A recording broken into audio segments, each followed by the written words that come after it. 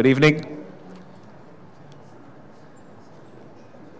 Well, thank you all very much for coming. Thank you all very much for sticking around.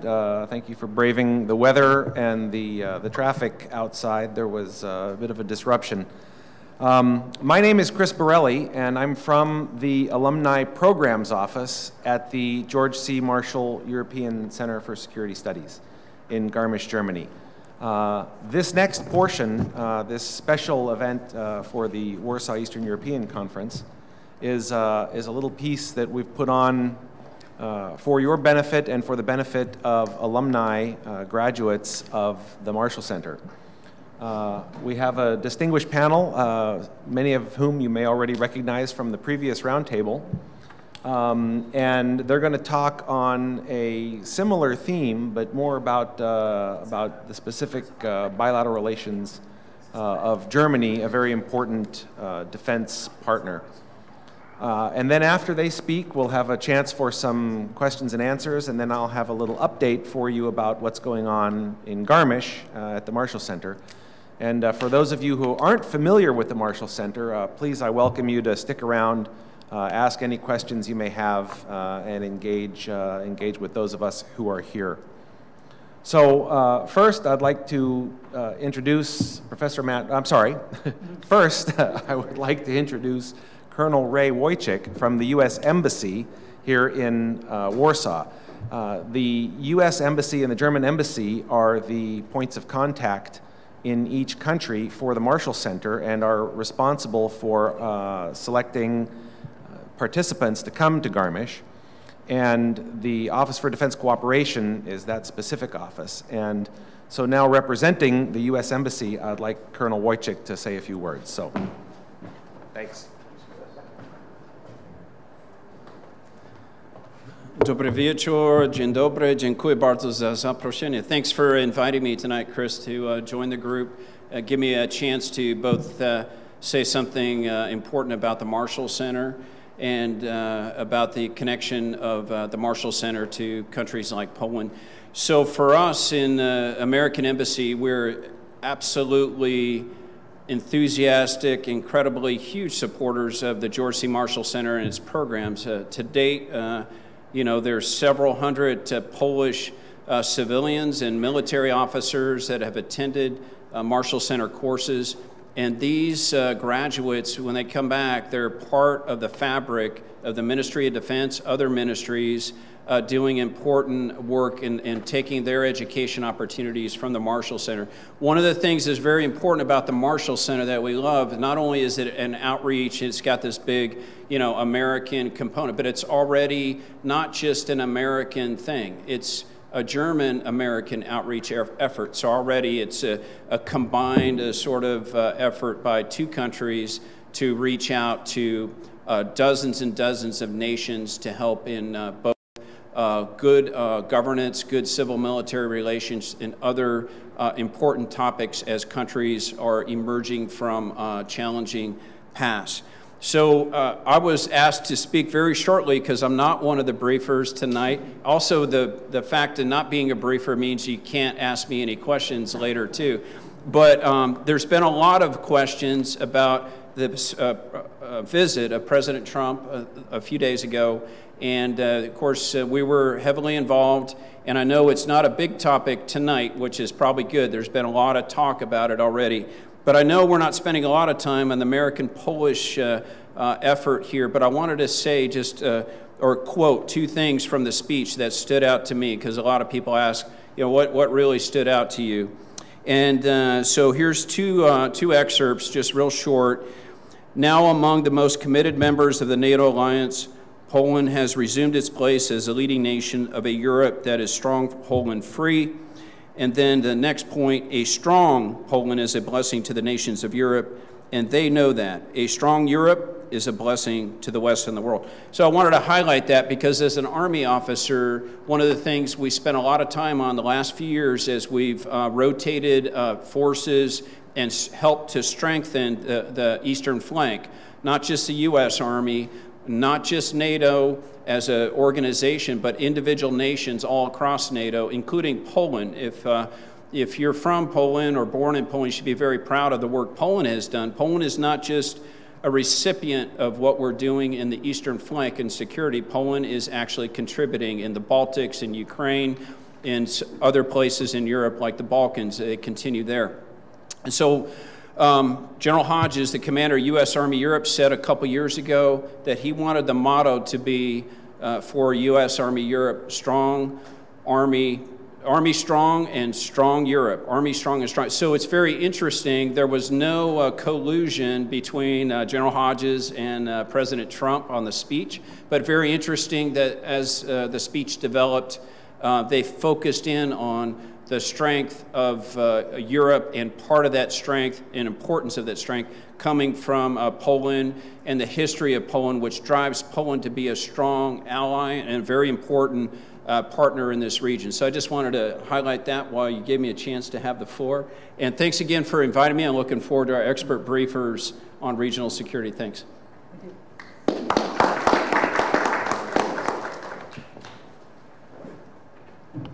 Thank you very much, Colonel Wojcik. And now I'd like to introduce or just give the floor to Matt Rhodes, who's going to give a little outline, introduce the topic, and then turn it over to the speakers.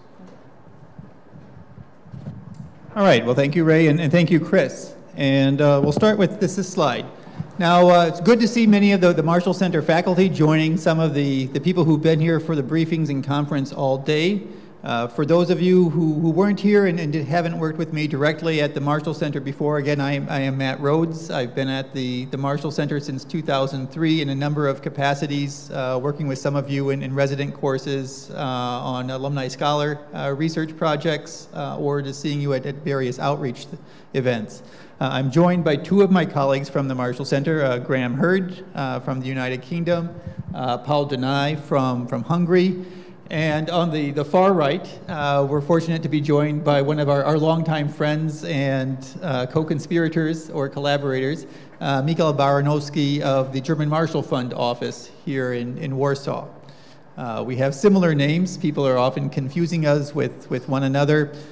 This confusion will probably only be deepened by the fact that our current dean, Andrew Mikta, was previously with Micgiel at the office here in Warsaw, but nonetheless, we'll get through this. But we're fortunate to be here, and we wanted to start by noting that although we didn't have quite the level of visit that Warsaw had last week with the U.S. president coming to visit, the week prior to that, we were very fortunate to enjoy what for us was an important visit by the ministers of defense of our two stakeholder countries, James Mattis of the United States and Ursula von der Leyen of Germany. Stopped by Garmisch the day before a NATO defense ministers meeting. And the occasion and reason for their visit was the 70th anniversary of the speech by George Marshall, which laid out the vision of what became the Marshall Plan to reconstruct Europe after the Second World War. We've talked a lot about geopolitics today at the main Warsaw East European Conference. One of the tragedies of geopolitics, of course, was that half of Europe was not allowed to participate in the Marshall Plan, and that would include, of course, Poland. But I think the success of the program for those countries who were allowed to participate created a kind of model and inspiration for both the Marshall Center and the German Marshall Fund, and for the work that both of our organizations go on to do today. Now, the specific focus of our panel tonight, which I think reflects well this visit and the remarks by Minister von der Leyen that I've put on the slide behind me, is a book project that several of the faculty at the Marshall Center are involved in. And this, as you see, the title of the slide, Germany's New Partners, the Security Relations of Europe's Reluctant Leader. I think especially living and working in Germany and working at a U.S. partner institution in Germany, one of the things we've been able to observe over the years is the fact that I think Germany's place as the most influential European actor on security affairs is now probably not really contested anywhere on the continent. What remains more debated and more uncertain is the implications of German leadership on the continent's affairs. Where is it positive? Where is it negative? Where is it not as effective as it needs to be? Where is it successful and a model for other cases? So what we thought we would do to fill a kind of a gap in the leadership, in the literature on Germany's new leadership, is to look, first of all, to kind of review the factors that have led to the rise of Germany's influence in Europe, especially over the last decade, and then to look at how that has played out in a number of specific case studies in terms of the evolution of the bilateral relations between Germany and other key security partners. So tonight what we'll hear from this panel is a selection of case studies. I'll start off talking about the case of U.S.-German relations, what I'll call a belated partnership in leadership. Graeme will follow, looking at the relations between Germany and the United Kingdom, especially in light of the United Kingdom's vote to leave the European Union a year ago. Paul Dunay will talk about the relationship between Germany and Russia, a very complex, multi-sided topic. And last but not least, Micgiel Baranowski will talk about Germany's relations with our country, host country here, Poland. Of course, also one of the historically complicated and emotionally charged topics, which I think everyone here will have an opinion about. To start off, though, with the American-German case, maybe in some ways this is an easier relationship to talk about. It's the fact that it's historically comparatively brief, and the fact that geographically these two countries are relatively far apart means that it's not as difficult of a relationship historically as is the case for most countries located within Europe. Certainly in the 20th century, the two world wars that the United States fought with Germany were triggers for the United States' own kind of acceptance and rise as a global power, acceptance of the need not to focus just on its own problems in the Western Hemisphere, but on global leadership for a liberal international order. This was transformative of American foreign policy. Certainly during the Cold War, there was a kind of a relationship of the United States as a sponsor and protector of the West German state, a key frontline ally during this period.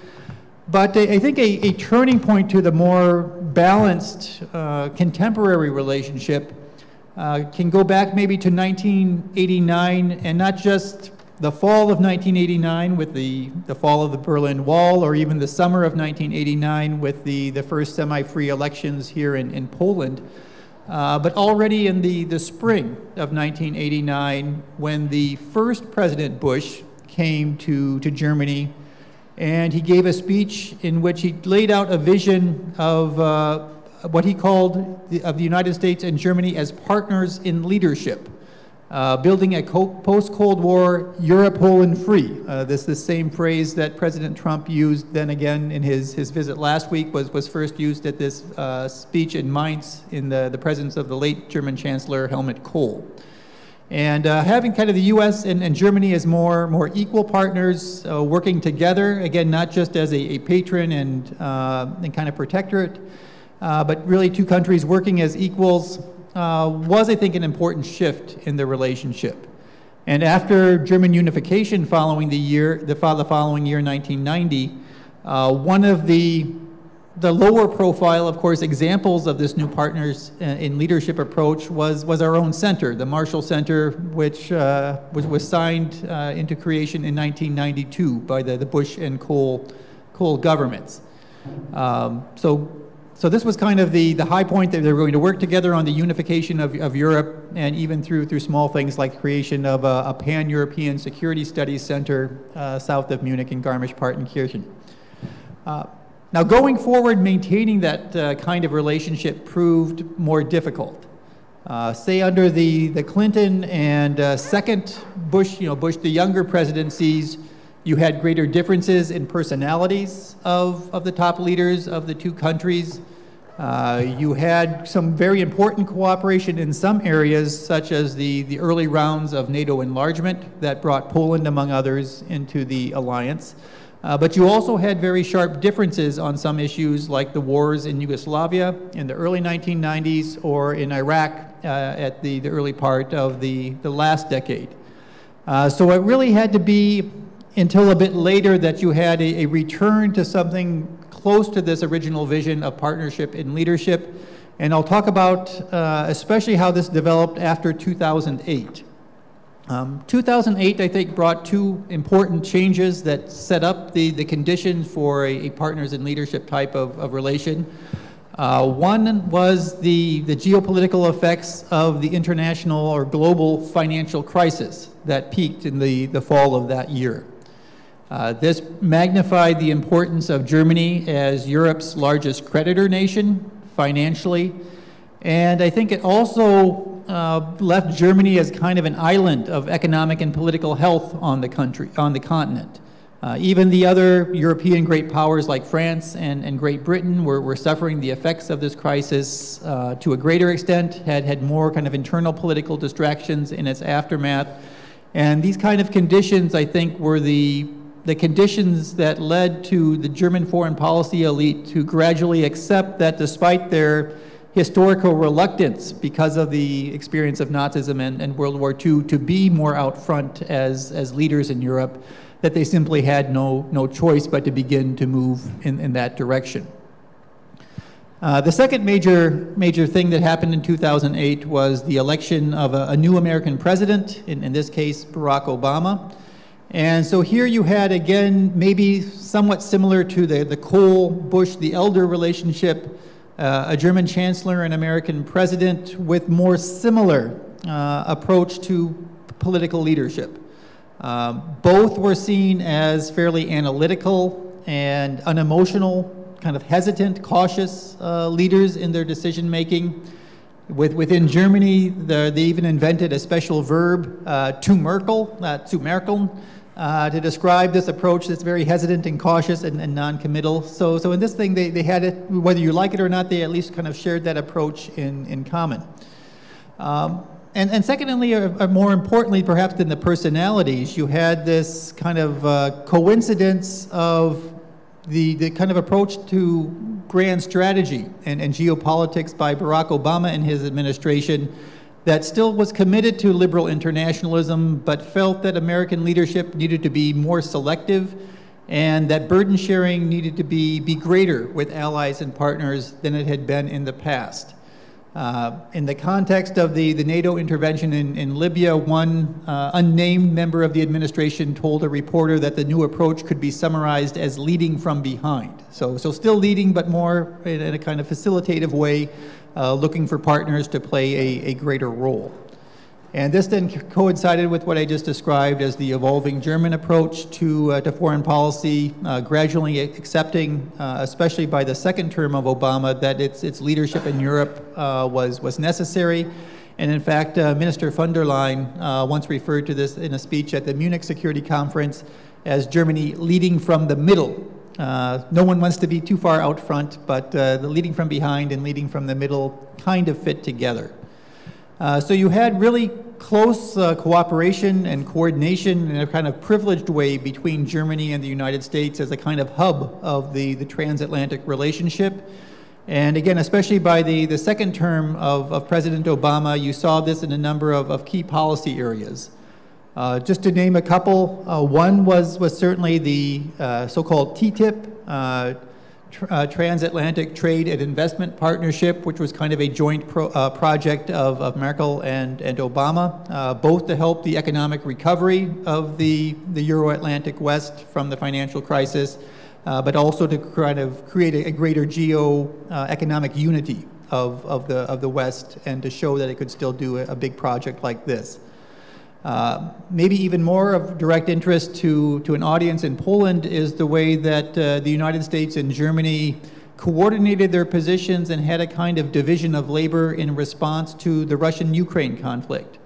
It was really the United States and the Obama administration that took the lead in crafting the military side of the response through NATO, which I talked about for some of you during the previous panel, while Germany took the lead on things like economic sanctions, diplomacy leading to the Minsk agreements, and economic assistance to Ukraine within the framework of the European Union.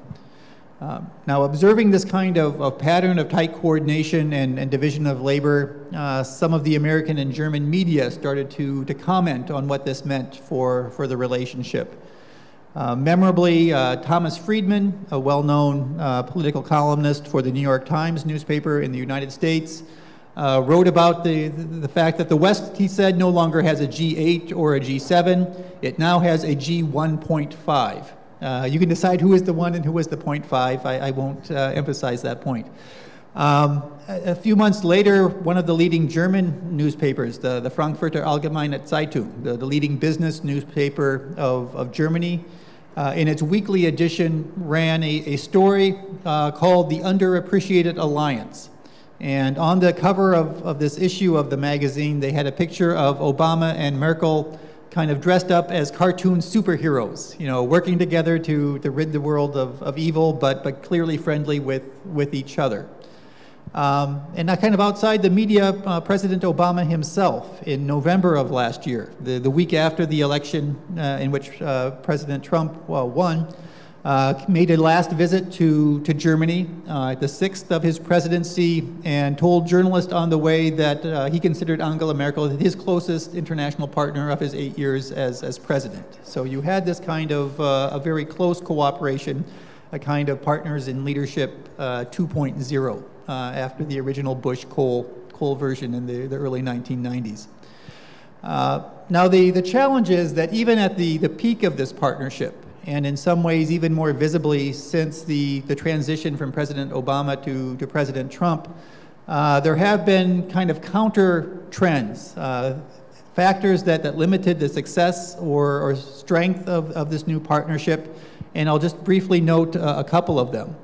One is the obvious differences in hard power capability, and especially the relative weakness of Germany's hard power military capability compared to its economic influence in Europe. Much of this reflects the relatively low percentage terms defense spending of Germany, only about 1.2% of its gross domestic product, which in some ways means that its military capabilities are not quite as high as its geopolitical and diplomatic ambitions for leadership. A second factor has always been German public opinion. Even as the German foreign policy elite came to this conclusion that they needed to play a more active role in international security, the German public remained more skeptical, both about this role in general and about close partnership with the United States in particular. Already back in 2015, perhaps still influenced by the Eric Snowden revelations, an opinion poll by the Pew Center in the United States found, for example, that it was the Germans who had the largest numbers among European NATO allies who would be opposed to the use of military force if Russia invaded another NATO ally. 58% in the 2015 poll were actually opposed. Only about a third actively would support an Article 5 military response. The same poll found that in contrast to, say, France, where about 3 out of 4 French had a positive view of the United States, only about a quarter a negative view. In Germany, it was almost evenly divided. About 50% said, yes, we think the United States is good, but 45% actually said, no, we have a negative view of the United States. And the most recent polling, again, reflecting perhaps some of the attitudes towards President Trump in Germany, show that now only 35% have a positive view of the United States, and only around 10% have confidence in President Trump himself. So this German public opinion has not quite been in sync with the idea of partners in leadership. And last but not least is that even in the good times of the partnership and economic cooperation on TTIP, on some other fundamental economic issues, you had diametrically opposed policy approaches. In response to the global financial crisis, the Americans would be advocating austerity, more government spending and tax cuts to regenerate economic growth, while the Germans were arguing for exactly the opposite. Well, excuse me, the Americans were talking about stimulus, and the Germans were talking about austerity, balancing the budget, cutting expenditure, forcing even other European countries within the Eurozone, such as Greece, to get their budgets into balance.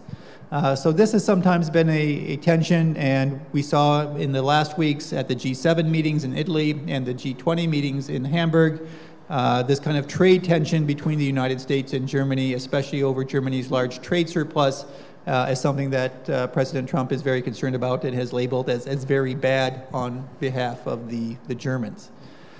So looking forward, I think whether we can maintain or regain this kind of partners and leadership between Germany and the United States, it's a question about whether they can focus on those areas where they agree over those in which they disagree.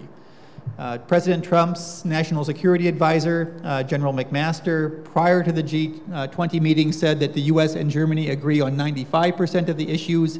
It's just this 5% that ends up in the headlines. So focusing on the areas of agreement will be important. And it will also, I think, be important the extent to which the two countries continue to see each other as perhaps indispensable partners in leadership. The former Prime Minister of Great Britain, Maggie Thatcher, used to have this phrase, "There is no alternative." She was talking about market economics back in the 1980s, but perhaps it's true now in the 21st century that the United States and Germany, in fact, have at least few good alternatives to each other as partners. And so to the extent that they can maintain their domestic political and economic health, they may also be able to preserve this kind of relationship. So thanks for your attention. I turn next to Graeme Hurd. Okay, well, thank you, Matt. So I'm trying to look at Brexit and its impact on German leadership, which is kind of speculative, but I'll give it my best shot. I'm more of a Russian specialist than Brexit and German or German-UK relations, but I'll try and outline some of the arguments that I'm putting into my book chapter for this book. So just to start with, Brexit is one of 4 systemic shocks that's created a revolution in thinking, strategic thinking, I think, in Germany over the last 3 years. It's revolutionized how Germany views its role, its national interests, and how best to achieve them. The first shock, 2014, was Crimea. Crimea was a shock because it questioned the settled, or the assumption, German assumption, that the post-Cold War order was settled in terms of norms. You had nuclear power changing international borders using coercive force, annexation Crimea, insurrection in Donbass. This was a big, big shock for Germany. Second shock was the 2015 migrant crisis, so 1.3 million migrants coming out of conflict zones into Germany. This questioned how the EU works, how Schengen works, responsibility and burden sharing within Schengen. So a different type of shock and a different set of questions it was posing. The third is Brexit in 2016. Brexit was a shock because it questioned the German working assumption that ever closer union and more EU is the solution to addressing, for example, transnational problems, not the problem itself. So the Britain leaving the EU questioned that fundamental assumption that Germany had. And then Brexit plus, as President Trump called what others have called Trumpquake, the US election. This questioned for Germany the twin pillars from a German and maybe wider European perspective of US primacy since the end of the Second World War had been alliance systems and free trade. And it wasn't clear, perhaps still is yet to be clarified, how President Trump would view the old foundations of a liberal international order, the free trade and alliance systems. Would we see, in effect, Pax Americana being reframed as Pax Trumpicana, in other words, a Trump vision or version of Pax Americana, in that alliances would be modernized and revitalized, and maybe free trade, multilateral trade deals would move to bilateral, but still protectionism wouldn't be in place? Or are we looking at Trumpocalypse, a different version, where alliance systems are undermined, and we move to much more economic nationalism, protectionism, etc., etc. Anti-globalization, anti-EU, anti-migrant kind of worldview, amoral, transactional, zero-sum, winners and losers, military-first approach. I'll put that out there. It's not quite clear where we are. The national security team around Trump certainly is Pax Americana, Pax Trumpicana, if you like, with a Trump face. President Trump himself, on different occasions, has said different things. But my contention would be, when it comes to Brexit in 2016, it shapes but doesn't determine German-Russian relations, German-Polish relations, and German-US relations. So it's a factor, but it's not a decisive factor. And this goes to the argument that even before Brexit, to answer Kissinger's question, who do you call when you call Europe, it was clear before Brexit even, you called the Chancellor's office in Berlin, you didn't call London. So the center of gravity, if you like, to go back to that Schwerpunkt idea of the political West, is really the Washington, D.C., Berlin link. And the UK is less significant and rather marginal to that. Having said that, from a UK perspective, perhaps this is wishful thinking, but from a UK perspective, Brexit represents a serious blow to the EU and to Europe. That Germany loses a key partner. In military power terms, the UK is probably the preeminent, one of the two nuclear powers, preeminent military powers within the EU, having the strongest links to the US, and 2% of its budget, one of 5 states, 2% of, GDP being spent on the military. In economic power terms, it's the second largest EU budget contributor, and it's 12.8% of the EU's population, so that's a large market it represents. And politically, like Germany, the UK was kind of on side with Germany in terms of supporting free trade, supporting a reform agenda, supporting liberal values. And in soft power terms, the UK's strong diplomatic and intelligence networks were in place, the largest EU overseas aid and development contributor, and even English as the lingua franca. So this perception of the UK's perception of its centrality, if you like, and its power within the EU leads the UK to think it can have its cake and eat it. It can cherry pick and get the best deal possible from the EU. That BMW, looking at, for example, Britain as a car export market, will force Merkel's hand. It's really interesting, though, to listen to Dieter Kempf, who's the Federation of German Industries, the BDI's chair, and also Herr Kramer, who's the Confederation of German Employers Association, BDA director.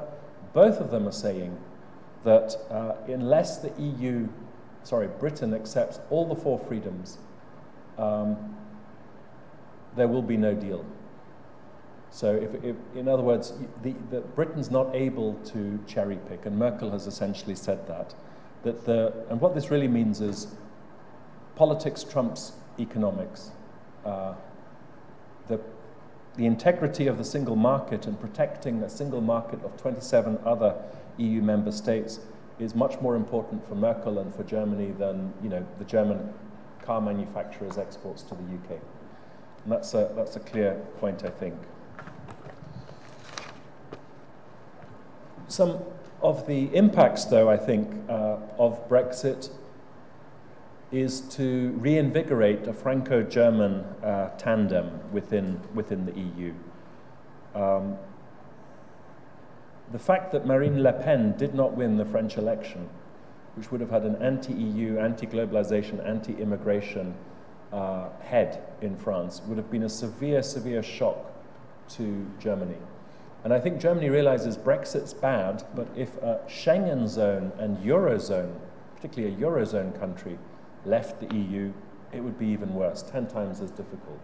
And so this fear, if you like, of a disintegration, of Nexit, Grexit, Greeks leaving, Frexit, the French leaving, the Dutch leaving, I think focuses minds and determination between Paris and Berlin to make a Franco-German tandem, that's what's left really in terms of leadership, really work.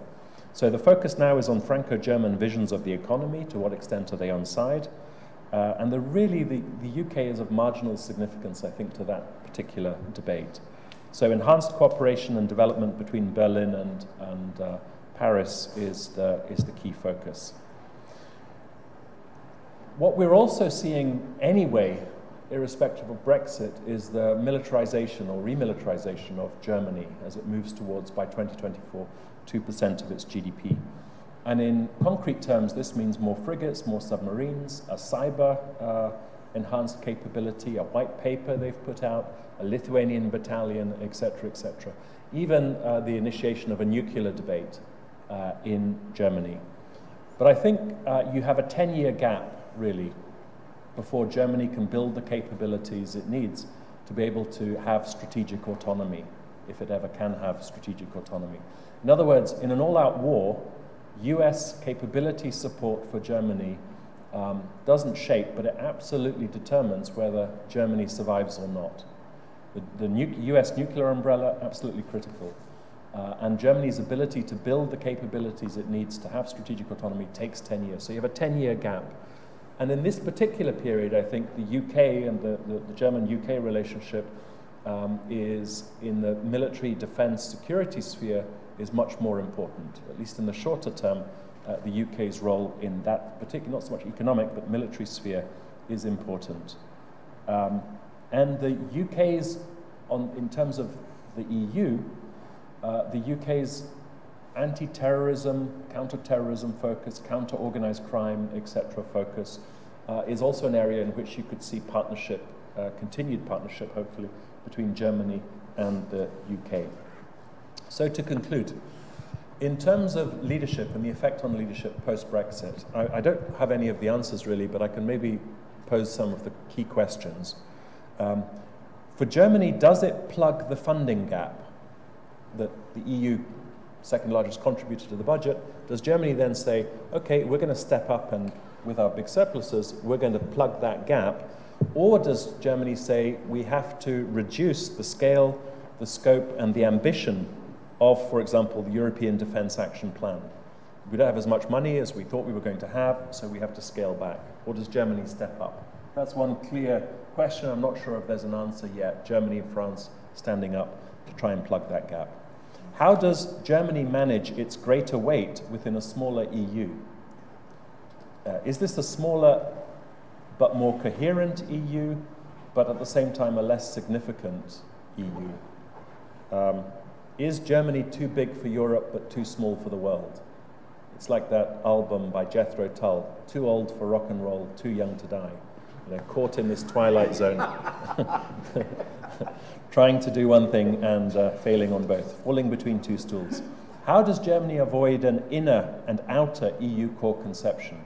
How does it avoid the frustrations, the resentments, the suspicions even of a Greece or a Poland, for example, about German dominance? So how does it manage that?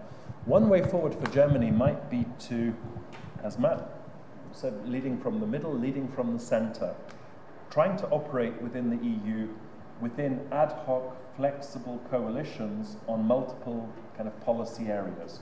And what you find is Germany would have a role, not necessarily leading every single issue, but in every coalition, on every policy issue, Germany is present.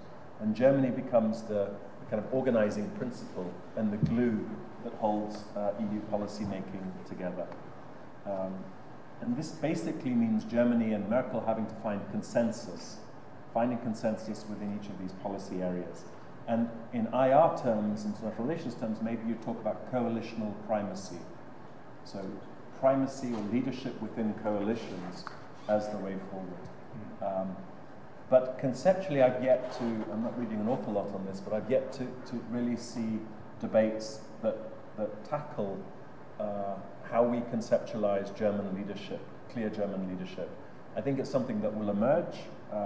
It's maybe something that becomes apparent some months after we begin to see German behavior and look back and reflect on it. And it might be more by default, so German adopting a leadership role that kind of works in an ad hoc way, feeling its way forward, than any strategic blueprint that Germany has, master plan, if you like, of leadership. So it's kind of touchy-feely, as the Chinese would say, crossing the river by feeling the stones beneath your feet, rather than, I think that was probably Deng Xiaoping, his conception of the way forward. So on that happy note, I'll leave and pass on to Paul. Okay, thank you very much. Now, Micgiel Baranowski has a television interview a little bit later this evening, so perhaps I suggest we start next with the Polish case, and then we'll come back to Paul and the Russian-German relations. Thank you very much. It's fantastic to be here. It's good to join the Marshall family with a confusing name of the German Marshall Fund of the United States.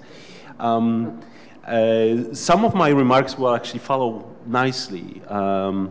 But Matt asked me to say a few words about Polish-German relationship, and it's obviously way too big, and everyone in this room has deep knowledge of the history, and I'm sure an opinion about as well. So I'm gonna try to do a quick run through some of the factors, and I think the question of how Germany's partners approach German leadership in Europe is really a big one, very much. I was also trying to think, since Matt, you had such a good byline for your summarizing the U.S.-German relationship, what would be the byline for Poland? And it's not particularly deep, but it seemed to me like a good description would be a very tricky moment. To say the least. Poland and Germany, of course, has, we have thousands and thousands of years of history. Since we were before we were states, we had fights. After both countries became states, we had fights. But then, of course, the last 27 years has been a much more harmonious relationship. One number that I would sort of in the historical perspective bring is really the historical nature of Polish-German reconciliation, really something that you can compare only to German-French reconciliation. So while in 1990s, 80 to 90% of Poles mistrusted Germany, according to public opinion polls, the balance has now flipped. And whether entirely despite of the government's policies, you still have a very high degree of trust between the nations. But we should really not talk about the historical side, because this would take us way too long. The factors that I would point out that drive now the relationship, which has become tricky, especially since the last parliamentary election, because some of the questions within the reconciliation dialogue have come back. So there are questions around pure interests. There are questions about the rise, and I'll jump to this, the rise of Germany as a leader in Europe, and some hesitancy that it creates, frankly, in Warsaw very much. And then there are the atmospherics, so to say. So the issues that are really focusing the debate in Poland are now driven to a large degree by, and where I think the key question of the future of Polish-German relationship will be, is the key question about the future of Europe, and whether Poland and Germany will find a common vision, whether Germany will be open to embrace views that are quite different on key issues, or whether there is really going to be a mismatch. Right now, the vision is really, the visions of the Polish government, of the German government, the momentum within the EU are quite different. Poland does not see eye to eye with Germany when it comes to refugees policy, climate policy, or the vice versa. Maybe German government does not see eye to eye with the Polish government on those issues. The big elephant really in any room when it comes to Polish-German relationship is energy security and the question of Nord Stream 2. There is no, the case that the German government has been making that Nord Stream 2 is a purely economic project carries no water, not only among the government, but also very much in the expert community and the broader public. There is no agreement about the future shape of European defense and security cooperation. And there is frankly, and so that's all on the European side. If we look at the key areas that Germany wants to push further integration within the EU, especially after September elections, especially now with the win from President Macron, none of those areas align. And in fact, one would make a bigger case of whether the vision of Europe as a more of a federal unity, even though we are not, no one in Germany is talking about federalism, but is talking about deeper integration within the Eurozone, or Europe of nations that is emerging from Warsaw, how those two visions are comparable. And then lastly, because we are both transatlantic organizations, there is an increasingly different perspective on the transatlantic relationship. I would sharpen some of the points you made, and I mean sharpen. I would maybe slightly disagree on the intensity. I think especially after the visit of President Trump last week, there is no question in Warsaw when it comes to the strategy to embrace not only the US, but the current administration very, very strongly. It has a deep structural reasons, especially the security relationship between Poland and the US, both the US presence within NATO, but also on bilateral basis.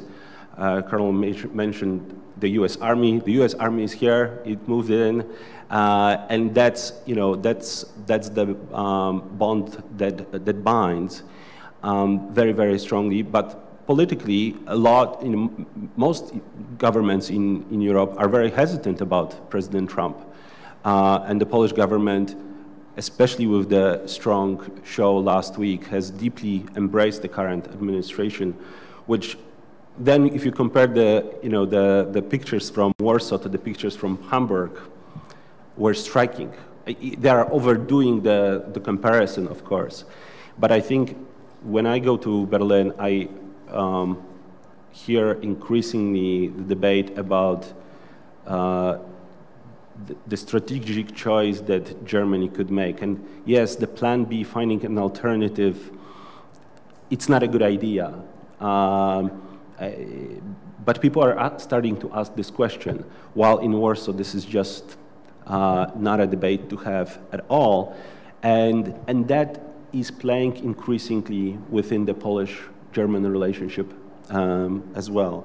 So, the more that actually, I didn't mean to maybe put it this way, but it was a full list of things where the two countries are quite far apart, and it's besides that, this is further by the somewhat unhelpful rhetorics from both sides, one can point out to many statements from the Polish government, and I'm not going to do this. One can point to a statement, to statement also from, for example, from Mr. Schulz, who knows, he's a major candidate. He could be a chancellor. So unlikely, I agree. But I'm just pointing to that point that if this was a choice of the German people, this would put even further strain. So the tricky moment is very tricky indeed. There are certainly good aspects. One can point to, since we are talking about security cooperation, to the cooperation within the multinational core Szczecin. One can point to a cooperation and German presence in the Baltic states. The economic relationship is tremendously close. In fact, the political problems that I described totally don't match the deep business relationship that the two countries have. But it's really we are really in a bit of a crossroads. I would even make maybe a point that especially with the change of government, that represents a different part of Polish society that the previous government and maybe several previous governments represented in the last 27 years. There is a need for maybe not new reconciliation, but certainly come back to the dialogue of reconciliation and talking about some very basic issues between the two nations. But it's really, in my view, it's the work and the dialogue around the future of our common European house that will either further divide or bring our two countries together. But it won't be. It certainly won't be. It will be a bumpy road for a few more years. And happy to engage in any of the points. Thanks. Thank you very much. I'm in a difficult position for two reasons. One of them is that, of course, I'm the last speaker. The second is that I'm the only one who is not a citizen of either of the two countries I'm speaking about. But these are two countries which had certain effect on my life, going back to when I was a secondary schoolboy and was working in Dresden, unfortunately not with Vladimir Putin, but in the Purotex Wäscherei, in a laundry in the night shift, in order to learn German, which maybe Dresden was not the best place to learn proper German, but that's a separate matter, those who know the pronunciation over there. And then, of course, some good times in the Soviet Union and scholarships in Germany and now work in Germany. So two countries which matter to me a lot. 2 weeks ago, the Levada Center, which is now domesticated in Moscow, basically leadership cut, replaced by loyal people, published a survey. The survey was about the 10 most popular, 10 greatest Russians in Russian history. And there is no question that a fellow Democrat, Joseph Vissarionovich Stalin, was winning it massively with 38%. And he was basically the only non-Russian in the beginning. And there is only another non-Russian.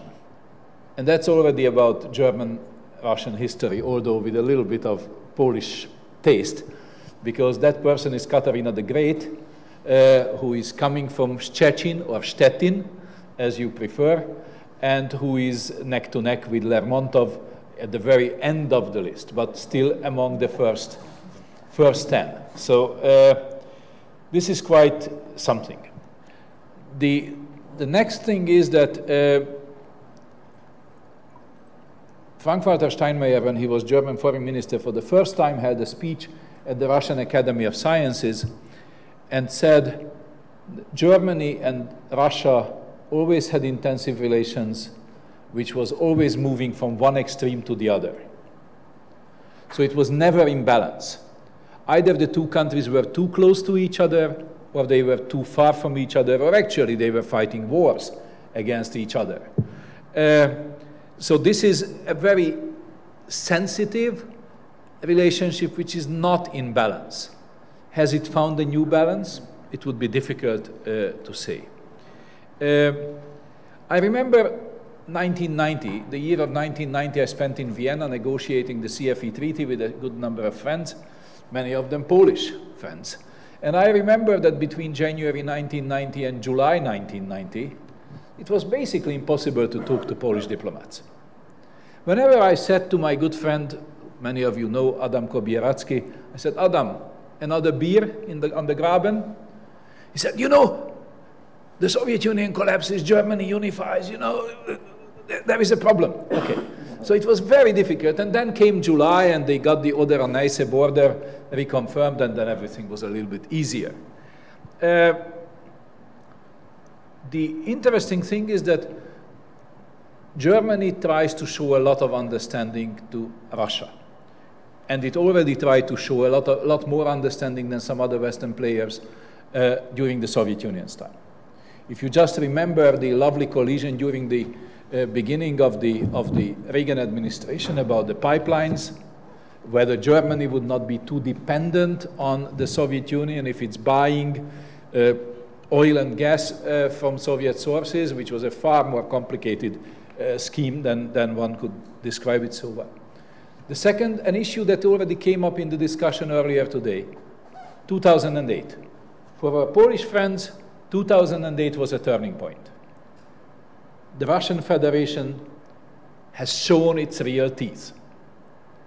It committed an aggression against Georgia.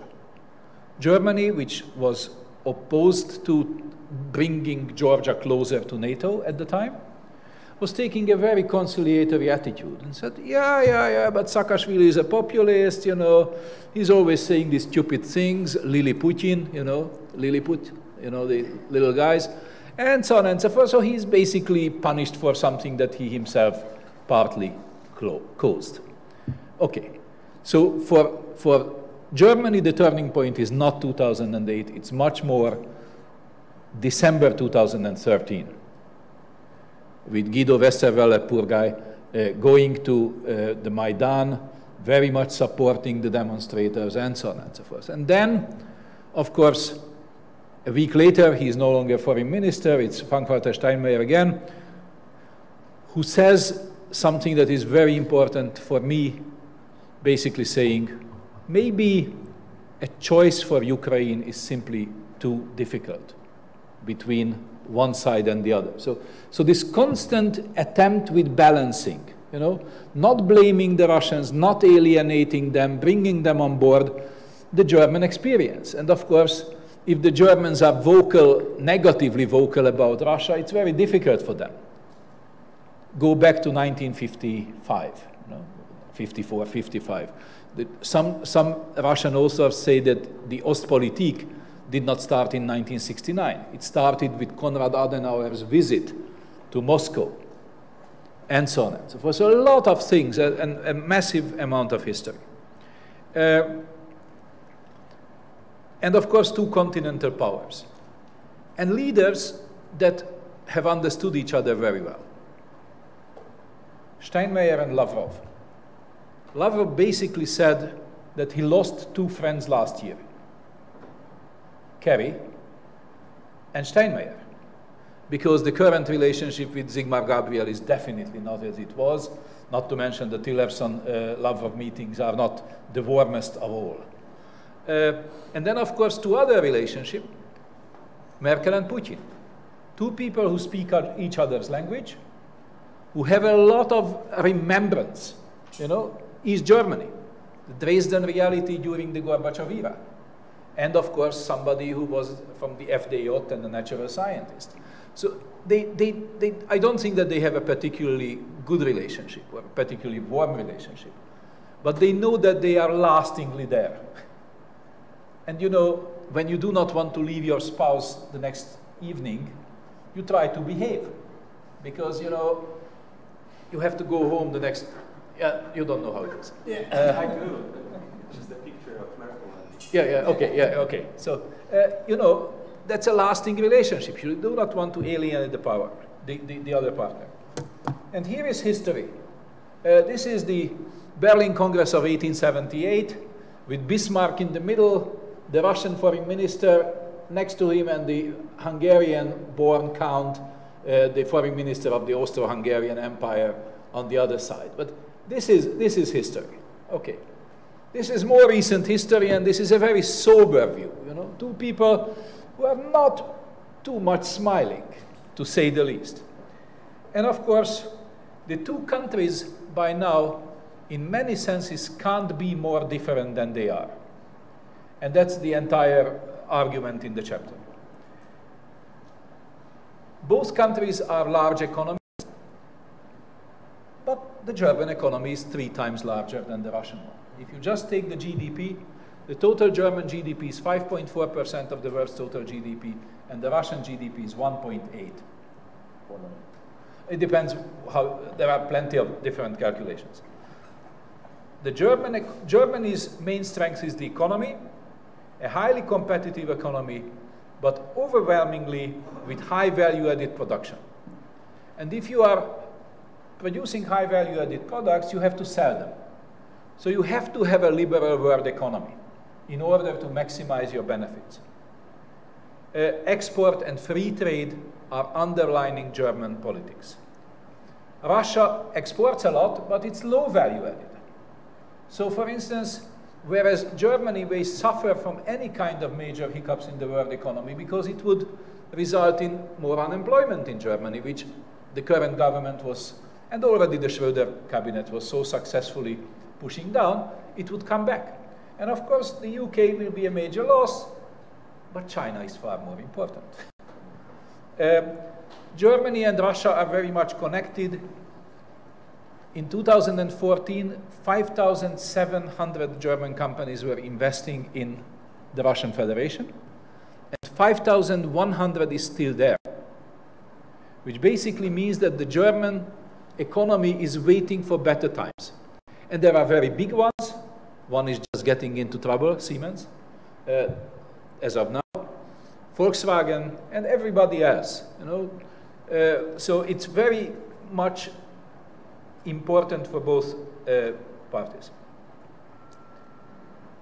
Historical experience with democracy is very different, although neither had much luck with democracy until the middle of the 20th century. Since then, the larger part of Germany has become a prototype of democracy. Russia still lacks democratic success. Democracy for Russia, 1990s, is chaos, corruption, and criminality. So their assessment of democracy, what democracy brings, is so fundamentally different. That is the foundation of disagreement. Germany was defeated in World War II, and also in World War I, but that's a separate matter. And there was no doubt left that a historical chapter of Germany is closed. When General Keitel asked Marshal Zhukov in the bunker, you remember the story, he read the one page, Unconditional Surrender was the title, and he said, can we negotiate this? And Zhukov looked at him, saying, this guy must be crazy, you know? We occupied your territory, we defeated your Wehrmacht, and what are we speaking about? So Germany knew that there was a barrier, and it had to start a new life. Actually, 2 Germanys had to start 2 new lives. The Soviet Union lost the Cold War, but nobody ever said to the Soviet Union and the Russian Federation that it lost it. So they said, yeah, but it's basically continuity is possible. And the bumpy 1990s continued in a return, a rejection of the new system, rejection of the junior partner role, and returning. Germany has no option but to insist on liberal democratic values. This is part of its World War II, post-World War II and post-Cold War identity. Without it, Germany cannot exist, or it's very difficult to imagine. We are all suspicious about Germany in a nice, tacit way. I just can tell you things that people don't remember. The Soviet Union did not ratify the Non-Proliferation Treaty as long as the Federal Republic did not ratify it, which was very clear. We are worried about German military power, you know, the rebouncing of history, 1968, 69, 1970. Russia turned around and without much of a genuine innovative set of values returned to the Westphalian sovereignty-based system, which also disrespects the sovereignty of others and denies Western values, or many of the Western values, while at the same time taking advantage of a globalized economy. The two countries are both leading, but they are leading very differently. Russia insists on leadership, at least in its neighborhood. John-Louis Geddes would say alliance by imposition, whereas Germany is precisely the opposite. Germany does not want to stand out, does not want to be visible as a leader, because that results in all these kind of hesitations that Germany does not want to generate. At the same time, Germany occasionally is very firmly deciding on matters, but it's doing it with some taste. You know? Okay. Be it the recognition of Croatia and Slovenia, be it the seat of the European Central Bank. These are decisions which were taken like this, you know, without too much. Or, of course, the lovely second pipeline that you mentioned. I was sitting in a pub in Hamburg with German friends, and I said, look, but you should really take into account the Polish interest. You know, I started to elaborate, and somebody interrupted me and said, pal, don't, and these are people whom I know for decades, don't pursue it. This is our national interest. Finished. Okay, but Germany is still very much from behind. Germany has a rejected leadership role, and now, of course, Germany is now bound to leave. And this is one of the reasons why Germany is bound to leave, because there is a vacancy. And of course, Germany is not powerful enough to lead, but it's left with some of its major tenets to lead. As a consequence, whether we will like German leadership or not, we will live with German leadership. And of course, Germany continues to be embedded in Europe and in the European Union. And of course, one of the reasons why Germany is bound to lead is not only this one. François Hollande, come on. The British that don't know where they go. You know, when Tony Blair asked Angela Merkel why things are going so well in Germany economically, and Angela Merkel responded to him, you know, Tony, we are still doing things. You know, basically, there is an industrial base. Every sixth job is in the car manufacturing industry, and so on and so forth. So the real issue and the conclusion is that the more Germany has to take the lead in Europe, even if luckily it might pretend to share it with France under the young man, and continues with its current policy mix vis-à-vis Moscow, the more it will get on collision course with Moscow. They are bound to collide because of the fundamental differences.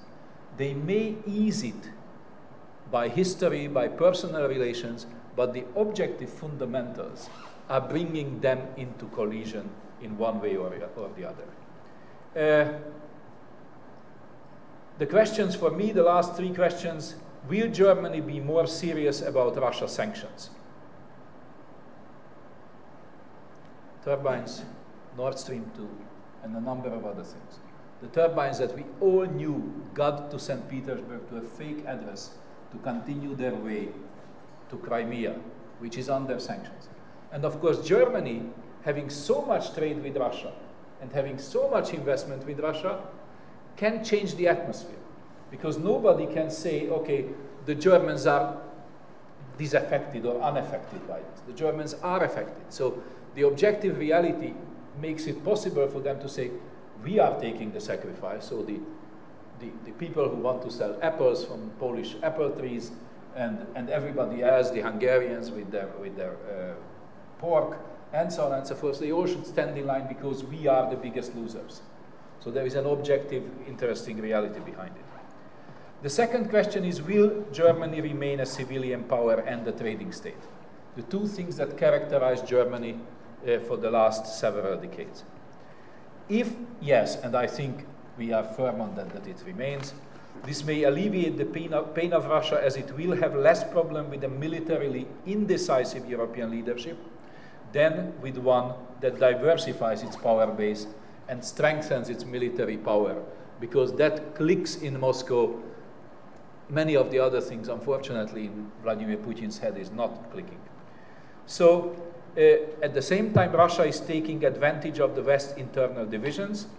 Hence, for Russia, I think leadership is a problem per se. I stop here. Thank you. Okay, well, it's kind of a exhaustive overview of the four cases. Any comments or questions from the audience? In the back?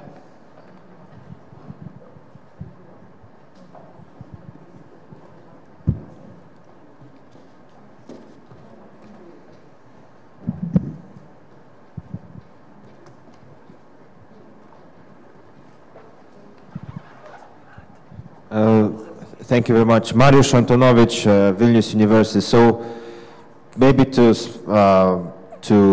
test what you've said. So we have this issue. Well, on the one hand, we have Nord Stream 2.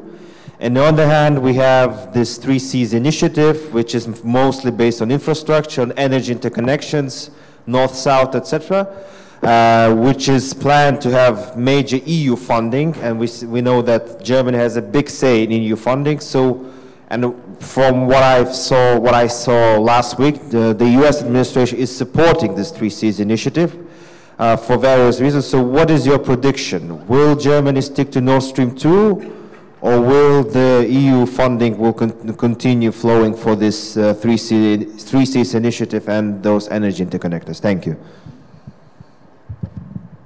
Okay, well, we can maybe just kind of survey the entire panel. My best guess is that Nord Stream 2 will continue, even though I think it should not, that it should not. As Paul suggested, I think they have decided that this is really in their long-term, at least national interest, even though I think it's contrary to the way their leadership in the EU is perceived.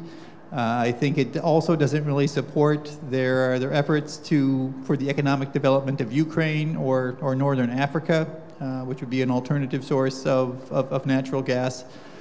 So it kind of undercuts, to an extent, their leadership. Whether they fund or provide funding for some of the projects in the 3Cs, I think is more of an open question. This might be either seen as a small compensation for continuing with Nord Stream, or it might be seen as here's another kind of competing set of projects that they don't see as a priority, and perhaps also an opportunity to give a signal to some of the countries within the 3Cs initiatives with which they have political disagreements on other issues, including Poland and Hungary and some of the others, that this is not something we're going to support as long as you're opposing us on other questions. Graeme? Yeah, I mean, I'd just try and think, what would Russia have to do for Germany to drop Nord Stream 2? So non-kinetic attacks during the German election, hacking critical national infrastructure with clear links through to GRU and FSB hacking groups, undisputable links, that would kind of create some pressure. In Georgia last week, on Tuesday, I think, Russia moved the border another 500 meters. It's now 400 meters from South Ossetia to the main Georgian transit line. So if that highway and pipeline is breached very visibly, by Russia, if you're Germany, what do you do? Is it extra sanctions and you still carry on with Nord Stream? So really, the running, it's cross-party support in Germany. It's core national interest. Everyone's united for Nord Stream. It's really what Russia could do to sabotage itself that puts Merkel in a position where she has to respond, and a clear signal would be for the Russians would be to cancel that particular pipeline, or at least suspend it. But is Putin foolish enough to do something, and are the German diplomats basically signaling to Russia that this is the, short of disconnecting them from SWIFT or the global banking system, which Russia says would be an attack, an all-out attack on Russia, Nord Stream is something that the Germans could put on hold if they wanted. So does that moderate Russian behavior or not? It's a question. So now we are in the phase of negotiation around how Nord Stream 2 will be built, how it will function. And I think there will be continuous question of how Nord Stream 2 fits with the vision of European Energy Union. And those questions will have to be raised, and frankly, will have to be answered by Germany as well. The 3Cs initiative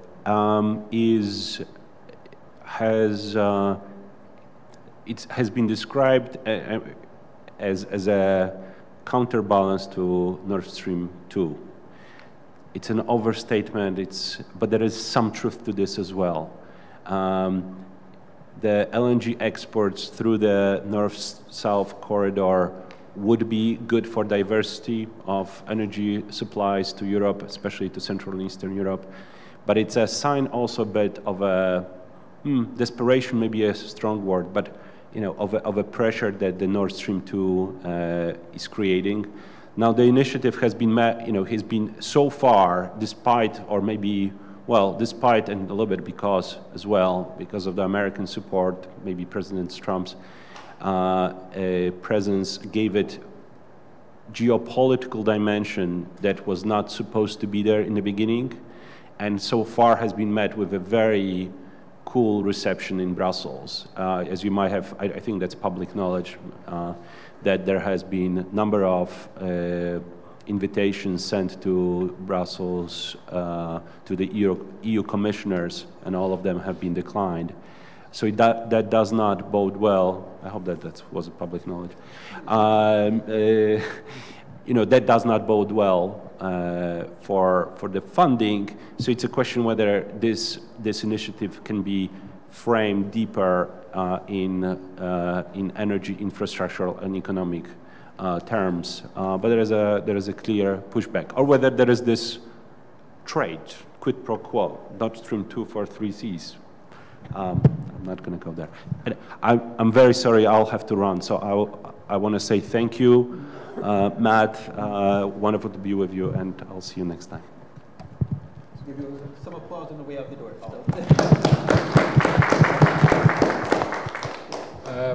Two things. One of them, I fully agree with those who say it will continue. I think it's beyond the point of no return. There is massive German interest in it, and there is massive Russian interest in it. The Russians, as long as they don't diversify and modernize their economy, they will have to sell what they have. And this is what they have. So they are on the line of attack in every direction. They may do stupid things elsewhere, but they will not do stupid things closer to this matter. If you take a look, 2006, 2007 with Belarus, and 2009, did they repeat it again? No. Did they cut the supply of gas to East Central Europe, which is overwhelmingly EU member states? No, they did not, because they noticed that they play with fire. Not to mention that the world's energy situation has fundamentally changed. It's no longer a seller's market. It's much more different. You can rely on renewables, you can rely on nuclear technology, you can do a number of other things. So the Russians will have to rush to do this, and they will do their best, whatever it takes. In this case, maybe corruption will not be so central. We mustn't forget that 52% of the export to the EU is coming from Russia, and only 42% is going from the EU to Russia, which means that this is 11% difference, and this 11% difference is coming in cold cash from the European Union member states. This is absolutely essential for Russia's development, because they can do, cash is good, is it not? Okay, Cash is very good. You know, you can do a lot of things with it. You can build social cohesion on it. You know, you can give 5,000 rubles to every pensioner of Russia, as it happened just around Christmas last year. You can corrupt people. You can have some very unfortunate and stupid plans, or you can actually eventually develop your own economy. So Russia is a very strongly interdependent position with Europe. As a consequence, they can make stupid things, but I doubt that they would rock the boat beyond a certain point. And I'm sure that Nord Stream 2 is going to end up in Greifswald just as Nord Stream 1, and Gerhard Schröder will be even richer. Question in the back. I would like to ask, to wander around, if the kind of the funds which were put to the German economy after the World War II would be put into the Eastern European economy, we would have a different economy now. Because Poland did not were not paid the war. I don't know how to say it. Reparation. And you are talking about whether the Germans should lead or the other countries should lead. Maybe we should concentrate on the economy of all the European Union countries in order to have a balance. Because the Germany is using the economy of other countries in order to create its surplus. For instance, Poland's economy is adding a lot of money into the German economy. And maybe we should concentrate on our economy first to be more secured and balanced in that area first, and not to give extra to the German economy, who is not in favor of different economies, but it's creating its own wealth. Thank you. I don't know whether you are sitting opposite to people who are all in favor of liberal, globalized economy. I am afraid of that. And I have to tell you that you are trading with Germany now more than Russia trades with Germany. As a consequence, this is an absolutely clear positive sum game. It brings in technology, it brings in management, it brings in knowledge, it creates jobs in Poland, and of course people who are employed, have higher incomes, are paying more to the budget. No. No, I'm sorry, you know, it is not going to be a philosophical discussion. Okay, because it is at the expense of our economy because of the low taxes which is paid by the German economy here in Poland. And many, for instance, the recent Mercedes factory in Poland, which was just going to be built, they are excluded from many taxes for years and do not contribute into our economy. So we pay for the well-being of the Germany. Thank you. It's difficult to argue. Countries are offering tax breaks to companies in order to invest in their country and stay there lastingly. Whether we have done too much of it, whether we were too liberal in the 1990s, your country and my country, selling too much of our firms, privatizing them and selling them to foreign ownership, is a good question. Overall, when I walk around in Warsaw, and I was here for the first time, I tell you, in 1980, it was very different. You know, you can't say that Poland is not a country which gained a lot from the new interruption of history in the end of the 1980s, beginning of the 1990s. You are absolute positive sum game player in this, you know. We may qualify this by saying, but we could have done more with this. You know, the Koreans were not so liberal in selling their companies. They had to keep 50% of the share or 25% plus, and so on and so forth. But it's crying after the spilled milk. You know, it happened. There is not much to do about it. Maybe next time we will be wiser. Okay. Any final short question or comment? Okay. Mateusz Zagadłowicz, University of Warsaw. Sorry if you were talking about it, but I was absent for a while. I want to talk about Belarus. Is there? We know that Belarus is much dependent on Russian economy, but is there any chance in the future that if we will support economically Belarus, that Belarus will somehow divide and be more European? All right. Graeme, would you like to start on that one? Yeah. From what I see looking at Belarus, the social contract, if you like, between Putin and Lukashenko is being renegotiated at the moment. So the old contract was Lukashenko keeps control of the economy, state control of the economy, and this is a source of his legitimacy. He gets 70% of the voters, pensioners, agricultural sector, etc., voting for him because it's state subsidies and state control. Russia gets Belarus's vote in the UN, and it gets military bases and combined air defense system, and essentially Western military district in Belarus, or Central military district, whatever it is, are effectively one. What Russia seems to be doing now, though, is to insist on maintaining the military bases and even increasing them, but at the same time, it wants to, or it seems to want to, control more directly parts of the Belarusian economy.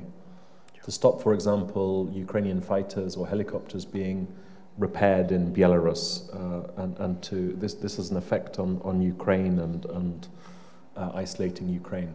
And what Lukashenko has been doing is try to, I think, resist that pressure and this kind of forced negotiation that's going on. So in January of this year, for example, lots of press reports about Russian color revolution coming to Minsk and how Minsk should resist.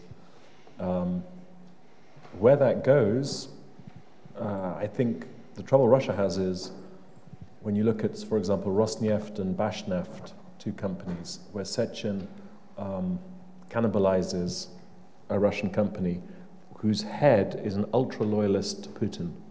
So you have Siloviki types, all the internal opposition's gone, so you're basically, there's no independent oligarchs or autonomous actors within the federation. Maybe Kadyrov is still an autonomous actor to some extent.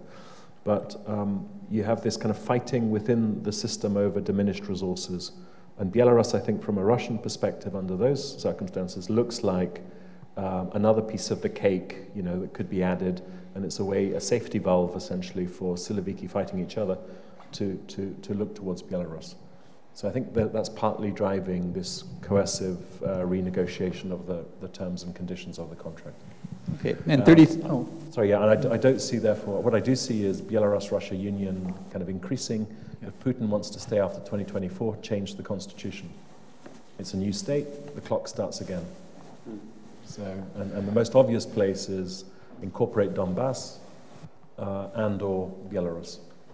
Okay. And 30 seconds from Dr. Dunay. 30 minutes, that's very good. It's really generous. The two things, I was in Minsk about a month ago. There are two things. One of them, what the Belarusians want to paint as an image, and what the Belarusians are actually doing.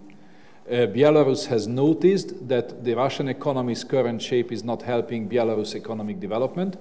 58% of Belarus import is coming from Russia, and 42% of Belarus export is going to Russia. This is a very bad dependency. The foreign minister speaking over there was of the view that it should be 1/3, 1/3, 1/3. Eurasian Economic Union should be 1/3. EU should be 1/3, and the rest of the world should be 1/3. There is a qualified labor force that could compete on the market. The labor force is still relatively cheap. The Belarusians are very systematically giving impression that they are going through some major political change in order to create the situation and the atmosphere for this economic move, which is absolutely smart from them. On the other hand, Vladimir Vladimirovich is a lovely man, of course, but he occasionally hurts sensitivities. When he said that Kazakhstan did not have sovereignty ever, August 2014, and when he also said that I instructed the Minister of Foreign Affairs and the Foreign Minister, I watched it on live television on Russian TV every evening, I enjoyed it. He said, and I instructed the foreign and defense ministers in order to negotiate the terms of establishing a second air base in Minsk, in Belarus. That was something, you know, because you are talking to the local village leader in these terms and not to the head of another sovereign entity. You say, okay, I'm going to use the opportunity next time I meet President Lukashenko and we'll speak with him about it. And the next day, Lukashenko found a microphone somewhere in Minsk and said, we are not planning to have a second airbase. Finito. Now the Belarusians are playing with Zapad, saying, okay, Zapad, which is not so big as it was 2009, this is somewhat smaller, we are going to invite international observers. A very sensitive issue. The Russians hate the entire idea because, of course, there was this heated atmosphere. What if they stay? What if they don't leave? And so on and so forth. Russia is a little bit of an elephant in a China shop. At the same time, those days when they were really at loggerheads, when the Russian television showed this film about the private life of Lukashenko, and so on and so forth, are sort of gone. Two people have to live with each other. And certainly the previous idea, Boris Yeltsin's time, that Belarus is the other half of the Union state is gone, because Putin doesn't have this idea. He wants to treat Belarus as a krai or an oblast of the Russian Federation, and this is very difficult to manage. Yeah, not even that. Okay, now with that, we'll wrap up and turn things back over to Chris Pirelli. So. I'll just grab your mic, man. Thanks. All right, well, thank you all very much to the panel for providing some very interesting insights. I hope it was interesting for you. I appreciate you sticking around and also your questions. Certainly, you may feel free afterwards to engage the panel members. I'll just go ahead and volunteer them right now. If you have further discussions that you'd like to have, please feel free. I'm just going to take a few more moments of your time to talk a little bit about what's going on at the Marshall Center and what some opportunities could be for alumni. And then we do have a buffet out there waiting for us as soon as we adjourn, and I welcome you to join us there.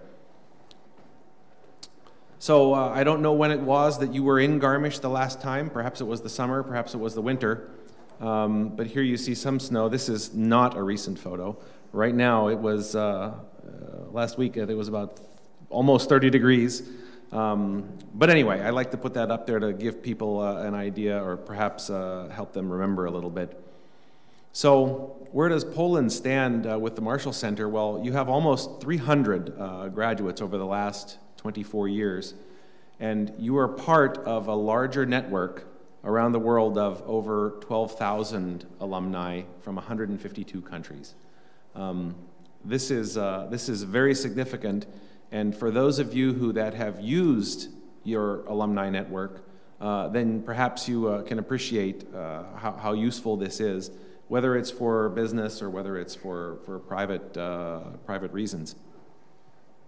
So I'm just going to talk a few minutes about some of the opportunities that are available for alumni. First of all, publications.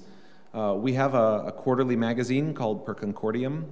It is both printed in paper and online, and it's done also in English and in Russian. And if you are interested to receive this magazine, first of all, on the tables here at the front left, your left of the room, I brought some copies of the Per Concordium magazine. I encourage you to take one, take it home with you, and there are also some little cards there if you want to receive the magazine in the mail. Then just go ahead and put your name and your address on there. We'll send it to your home or to your office, whatever you prefer. But the opportunity here for alumni also is to publish in this magazine. So if you are interested, if you are pursuing a particular academic subject or study, and I think we actually have in the room here someone who has recently published something in the Per Concordium magazine, Colonel Fritz, one of our scholars. More on that later. So anyway, that's the Per Concordium magazine. We also have a weekly newsletter. This is an email newsletter that you can receive, and it has essentially hyperlinks to news articles from around the world, focused mainly on our transnational topics of counterterrorism, countering organized crime, and cybersecurity. It's very easy. You can subscribe or unsubscribe. You can receive the email, you can ignore it, or you can open up and click on just those topics that are of interest to you. We pay someone to actually scour the international news and find articles that are of interest. So another very popular opportunity is to return to Garmisch as a Marshall Center alumni scholar. So last year we had 8 scholarships to offer for alumni, and as for 2018 we're going to have, actually I think 15 now. The program has grown quite a bit, and this is where we invite you to come back to Garmisch for a 5-week scholarship period, all expenses paid. We'll give you a faculty advisor and an office and access to our research library, and you can pursue a topic of your interest. It can be a topic that you are already working on as part of graduate studies, or it could be something independent of that. We'll put out a call for applications in August, and you'll see that, you'll get an email about that, and you'll be able to read about it on our website. Oh, of course, there's a handsome picture of Colonel Fritz receiving his diploma from our former dean. There's another opportunity, and this is a self-funded opportunity, and this is also available to pretty much anyone. You must not necessarily be an alumnus from the Marshall Center, but with the University of the Bundeswehr, the German military university, we have an agreement to award a master's in international security studies. And it's a program that you would fund yourself. Some of the courses are taught at the Marshall Center and are actual Marshall Center resident courses, and the rest are administered by the University of the Bundeswehr. The typical application period for that is in the springtime. If you're interested, come see me. So we do have also alumni associations. Some of them are very formal and active. I'd say in the Balkan region, we have some very active associations. Some of them are actual NGOs. And then some of them in other regions are maybe just very informal, maybe just a group of people who get together and have a beer every once in a while. But you're certainly welcome to form an association like that if you're interested in pursuing that a little bit more. There is notionally a point of contact here for an alumni association in Poland, and if you're interested in developing that a little bit more, let me know. This is another very interesting thing where we invite you to come back to Garmisch and talk on a particular topic that you might have expertise in. So we take our transnational themes, cybersecurity, organized crime, and counterterrorism. We invite alumni to come back and speak on those topics if they are working in that particular area. I'll give an example. We narrow it down, and we'll pick a very, very specific topic. So for the upcoming counterterrorism COI that we're doing, the topic is terrorists in prison. That's a very, very narrow subset of the counterterrorism topic. But believe it or not, of all of our 12,000 alumni out there, there are people who are experts in that. And they have something valuable to share with the rest of the community. Success stories or failures, and sometimes the failures are more interesting. And so we do these 5 times a year in Garmisch, and if you're interested, please let us know. You'll receive an email inviting you to submit a paper for that. So I mentioned in August we've got counterterrorism, another one in November for counterterrorism. We just concluded one for cybersecurity, and earlier in the year we've had them for the other programs. This is what we're doing right now. This is sort of an opportunity where we'll come to find an excuse to come to one of your capitals and give you a little taste of, or perhaps help you remember what it was like in Garmisch to talk about an interesting international security topic and to get together with each other. It's always interesting when we do an event like this. Inevitably, there are people from the same country, possibly from the same ministry, who have never met each other before, if it were not for the Marshall Center. And so here you see our next events. I know there was a gentleman from Lithuania earlier. We'll be doing an event in Vilnius at the end of the month, and then we generally try and touch each capital in our traditional geographic area about once a year, so that's about 30 a year. Our resident course calendar is as busy as it's ever been. This is, we're coming up on the end of 2017. 2018 looks very much like this. If you're interested in some of these courses, you can find details about them on the website. And of course, there's always the possibility to come back to Garmisch as an adjunct faculty member, as a guest speaker, a seminar leader, or in some particular role. The picture across the bottom is from a counterterrorism community of interest event that we did last year. And every one of them, they were all speakers for the COI event, and they were all graduates from various programs. We also produce, of course, the recognition book for you. You're probably familiar with it if when you were in Garmisch, but this I've printed the recognition book for Poland. This is the list of all 296 graduates. So you're in here. If you're interested to make sure that we have current information on you, please come down here and grab the pen and do a little change on here, because it could be that we have an older photo of you, or we have some outdated information that says maybe you're a captain and you work in some company somewhere, when actually now you're the chief of staff. You'll notice some distinguished people in here. For example, the foreign minister from Poland is a graduate from the Marshall Center.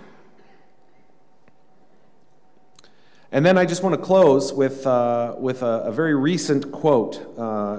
You may have heard that General Mattis and Secretary van der Leyen were in Garmisch just 2 weeks ago for the anniversary of the speech, George Marshall's speech on the Marshall that sort of kicked off the idea of the Marshall Plan.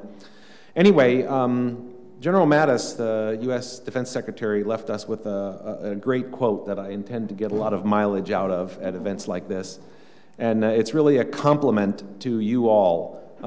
And it's something that we're going to make sure that we get broad coverage on. It really is important, because you are these thought leaders and these practitioners and the people who are doing this kind of work for your country and for international security in general. And so with that, that concludes this evening's alumni outreach event, this evening's special event of the Warsaw East European Conference. And I encourage you, please, to join us out in the lobby for some buffet. Thank you very much.